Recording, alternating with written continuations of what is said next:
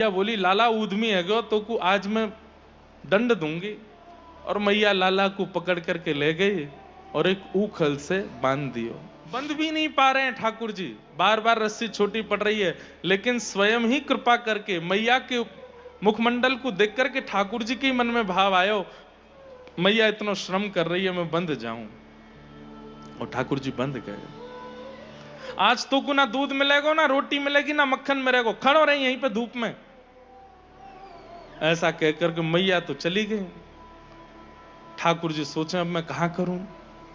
ठाकुर जी बंधन में नहीं आ सकते, पर ठाकुर जी केवल एक के ही बंधन में आ सकते हैं और वो भक्तन के, और किसी के नहीं। और भक्त भी कैसे?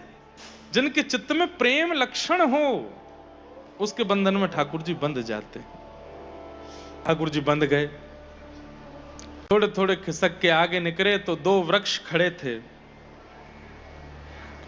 जैसे ही दोनों का स्पर्श किया, टूट करके गिर पड़े और उनमें से कुबेर के पुत्र नलकूवर और मणिग्रीव प्रकट हुए। दोनों ने भगवान की स्तुति गाई। ठाकुर जी की स्तुति गाई और स्तुति गा करके कहा, हे नाथ हम पर कृपा करें कि हम सर्वांगीण इंद्रियों से आपका भजन किया करें। भगवान ने दोनों के ऊपर कृपा की, दोनों वहां से प्रस्थान कर गए। तभी जोर की आवाज हुई पेड़ गिरने की। तब नहीं हुई जब गिरे, जब चले गए तब हुई। ब्रजवासी दौड़ करके आए तो देखा ठाकुर जी उखल में बंधे हुए हैं। यशोदा मैया ने आके तुरंत लाला की रस्सी खोली। अरे मेरो लाला, ये कैसे गिर गए इतने बड़े पेड़। तब भी एक ब्रजवासी बालक आके मैया को बोला, मैया मैं बताऊं? बोला हाँ। वो तेरे लाला ने स्पर्श किया जो पेड़ दोनों गिर गए और तब आवाज ना है भाई। और यहां में तो दो मुकुट वाले देवता प्रकट भये और वो हमारे लाला के चरणों में दंडवत प्रणाम कर रहे हैं। मैया मैया बोली तू वही है ना जो कछु साल पहले मुंह को यूं कह रहा हो कि लाला ने पाम लंबो किया और बैलगाड़ी गिर दी। मैं था चोरा बोला हाँ मैया वो हूं तो वही। बोले तो भूल गो मैंने कहा दियो बात है ना, उल्टी सीधी बात ने बनावे नेक सो मेरो लाला इतने बड़े पेड़न ने गिर देखो। अरे मैया मैं सांची कह रहा हूं, मैंने अपनी आंखन ते देखो। यशोदा मैया हृदय से लगा ले लाला है और नंद बाबा ते के अब हम यहां ना रहेंगे, अब तो चलो यहां ते। तभी नंद बाबा के भैया ने आकर के बताई एक सुंदर वन है जाको नाम है वृंदावन, वहां चलो। और सब ब्रजवासीन के सहित श्री ठाकुर जी अब वृंदावन को प्रस्थान कर रहे हैं। आहा, ठाकुर जी को वृंदावन अति प्रिय लगता है।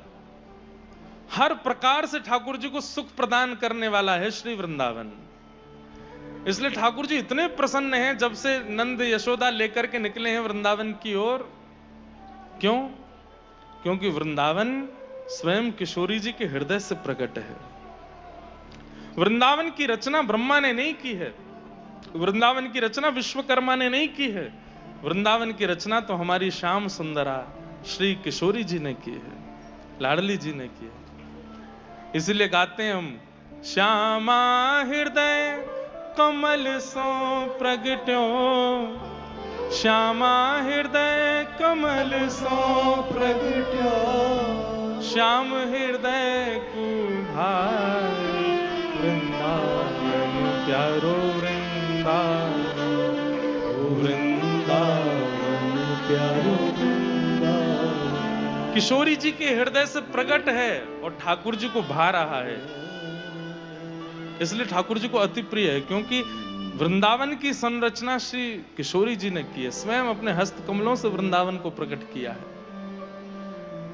वृंदावन में विराजमान एक एक कण किशोरी जी की कृपा से है। वर्णन करते हैं कि एक छोटा कीट भी अगर वृंदावन में प्रवेश करता है तो वो भी सच्चिदानंद परमात्मा का स्वरूप है। ऐसा श्री वृंदावन धाम, वहां ठाकुर जी पहुंचे। पहुंच करके ठाकुर जी ने अद्भुत लीलाएं वृंदावन में प्रारंभ की।